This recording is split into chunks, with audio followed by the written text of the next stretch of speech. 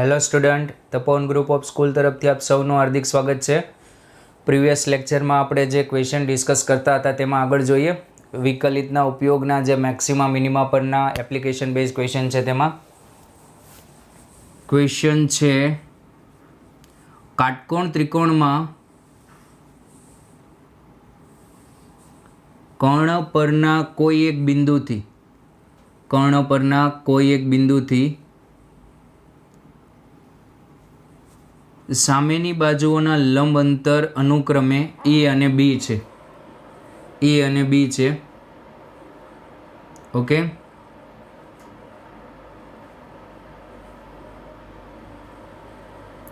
ચલો લંબ અંતર અહીંયા આપેલા છે એ અને બી. તો સાબિત કરો કે કર્ણની ન્યૂનતમ લંબાઈ a⁴ પ્લસ b⁴ આખાની 3/2 છે, અથવા કર્ણની ન્યૂનતમ લંબાઈ શોધો એમ પણ પ્રશ્ન પૂછે. ઓકે, રકમ ખબર પડી. કાટકોણ ત્રિકોણમાં કર્ણ પરના કોઈ બિંદુથી બાજુઓના લંબ અંતર એ અને બી છે, તો કર્ણની ન્યૂનતમ લંબાઈ મેળવો.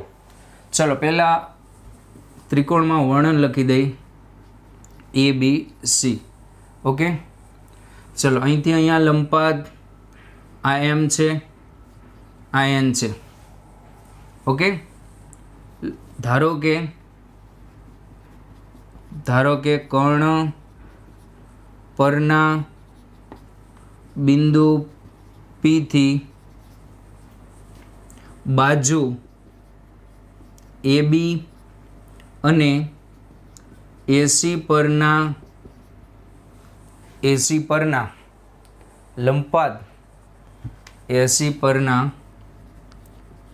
લંબપાદ બિંદુ અથવા તો લંબપાદ લખશો તો પણ ચાલશે, M અને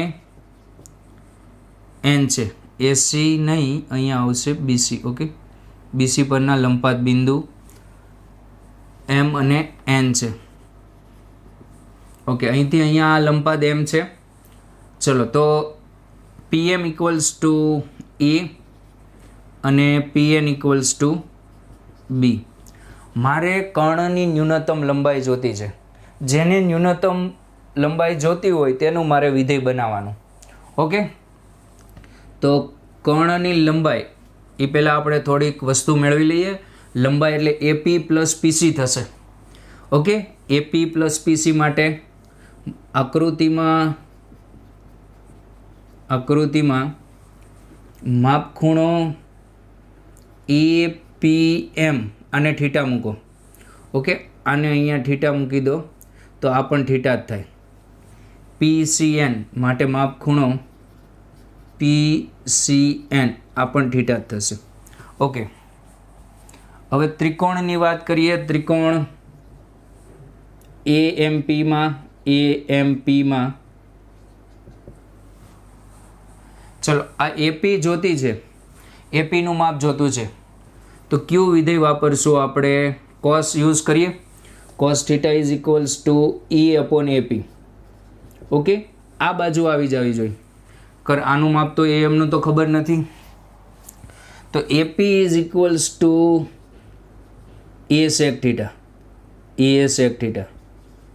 Similarly, in triangle PNC, sin theta is equals to B/PC.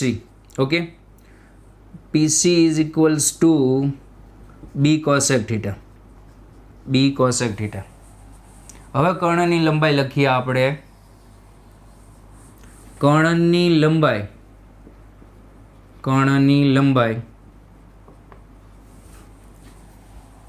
L is equals to AP plus PC.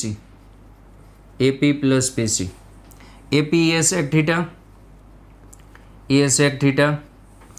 અને PC B cosec theta. આખું વિધેય E અને B રકમમાં આપેલા છે, અચળ છે. થીટામાં આવી ગયું, હું આને f of theta કહી દઉં. f of theta A sec theta plus B cosec theta. વિકલન કરીએ. આપણું ટાર્ગેટ એ હતો કે કર્ણની ન્યૂનતમ લંબાઈ મેળવવાનો. પણ એ પહેલાં ન્યૂનતમ બનાવવાની, તો એના માટે વિધેય બનાવ્યું. ચલો વિકલન કરો F dash theta A sec theta into tan theta minus B કોસેકનું cosec theta into cot theta. સ્થાનીય મહત્તમ અને ન્યૂનતમ મૂલ્ય માટે સ્થાનીય મહત્તમ કે ન્યૂનતમ મૂલ્ય માટે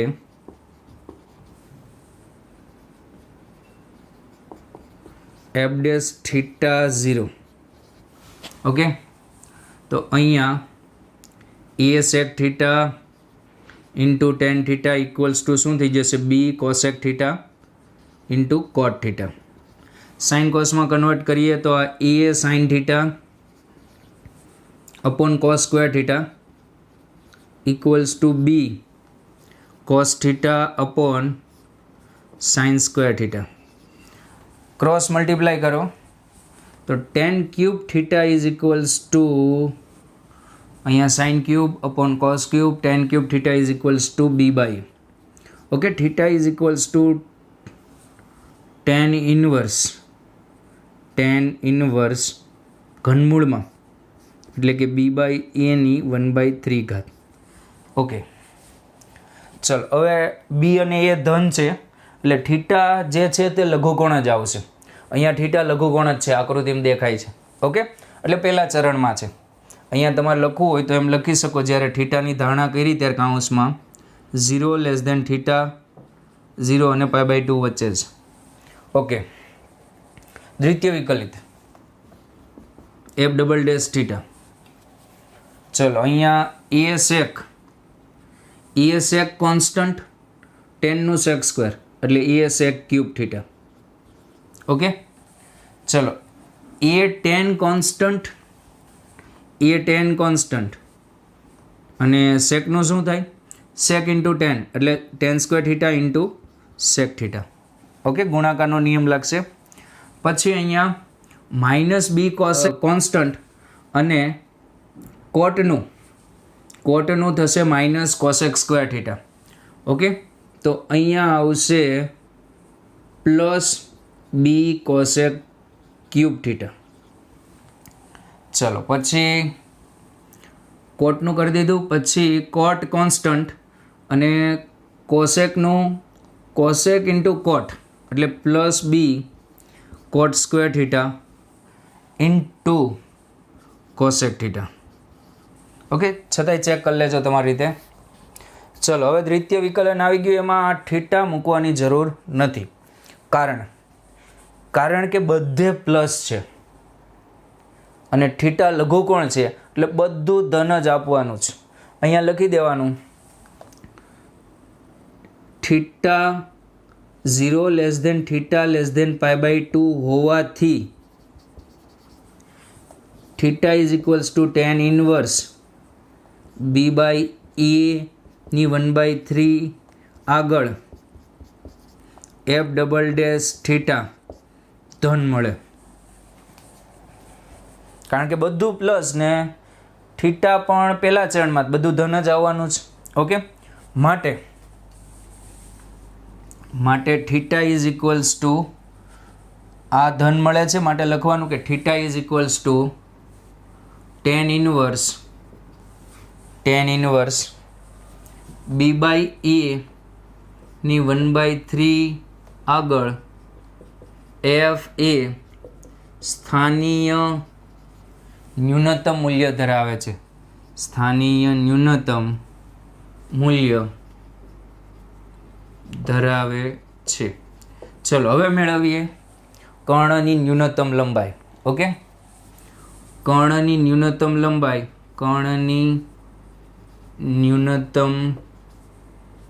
લંબાઈ. Okay, L is equals to a sec theta plus b cosec theta.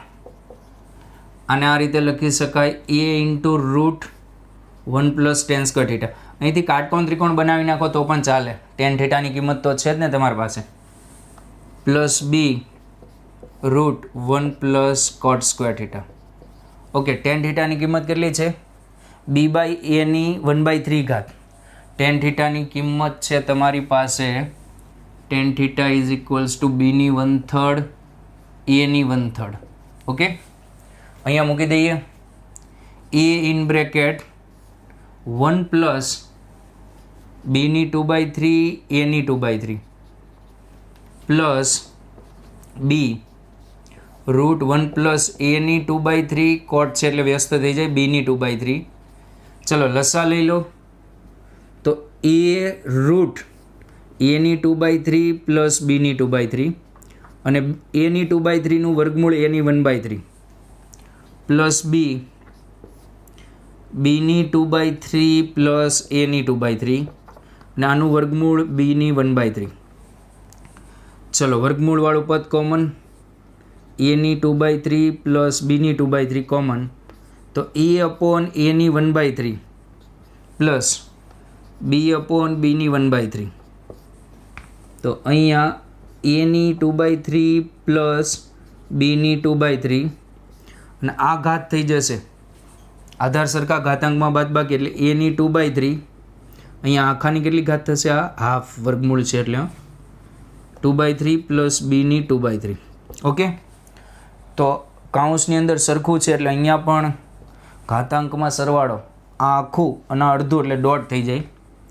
તો અહીંયા આવશે કર્ણની ન્યૂનતમ લંબાઈ એની 2/3 પ્લસ બીની 2/3 આખાની 3/2. Okay, copy. પણ એક વસ્તુ ધ્યાન રાખજો આમાં કે એક વખત આ પ્રશ્ન બોર્ડમાં પૂછાણો ત્યારે માત્ર એમ જ કીધું હતું કે અહીંથી બે બાજુથી લંબ અંતર 8 અને 27 છે. એ અને બીની જગ્યાએ શું આપ્યું હતું? 8 અને 27. તો કર્ણની ન્યૂનતમ લંબાઈ મેળવો. તો ઘણા બધા વિદ્યાર્થીના સૂત્ર યાદ હતું, ડાયરેક્ટ જ મૂકી દીધું, જવાબ આવી ગયો. પણ તમને એમ કહે કે કર્ણની ન્યૂનતમ લંબાઈ મેળવો તો પહેલાં તમારે કર્ણ ન્યૂનતમ બતાવવો પડે વિકલન કરીને. ખ્યાલ આવે? રકમમાં એમ જ કહેશે કે કર્ણની ન્યૂનતમ લંબાઈ મેળવો, પણ પહેલું કામ શું કરવાનું? એને ન્યૂનતમ બતાવવાનો. 8 અને 27 આપ્યા હતા, સૂત્ર યાદ હતું વિદ્યાર્થીઓને, તો વિદ્યાર્થીઓએ ડાયરેક્ટ સૂત્ર મૂકી દીધું, આ ન્યૂનતમ બતાવ્યું જ નહીં. એ લોકો તો એમ જ કહેશે કે ન્યૂનતમ લંબાઈ મેળવો, પણ એ પહેલાં તમારે શું સાબિત કરવાનું? ન્યૂનતમ. ઓકે, આ વસ્તુ ધ્યાન રાખજો. કદાચ સૂત્ર યાદ હોય તો પણ તમારે પહેલાં ન્યૂનતમ સાબિત કરવાનું. MCQમાં ડાયરેક્ટ ચાલે. Okay, copy.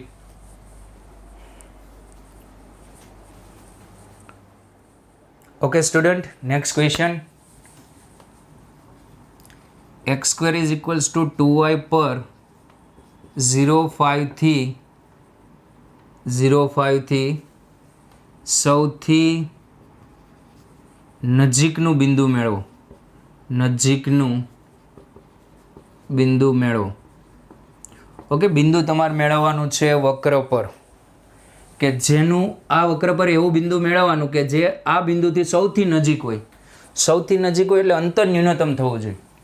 આકૃતિ દોરવાની જરૂર નથી, પરંતુ ખ્યાલ આવે એટલે દોરીએ. ધારો કે x² બરાબર 2y એટલે કંઈક આ રીતે પેરાબોલા હશે અને 0,5 અહીંયા છે. ઓકે, સૌથી નજીકનું બિંદુ ધારો કે AB છે. ધારો કે AB છે. ઓકે, આ બિંદુને હું A કહી દઉં, આ P કહી દઉં. ઓકે, એ 0,5 થી સૌથી નજીકનું બિંદુ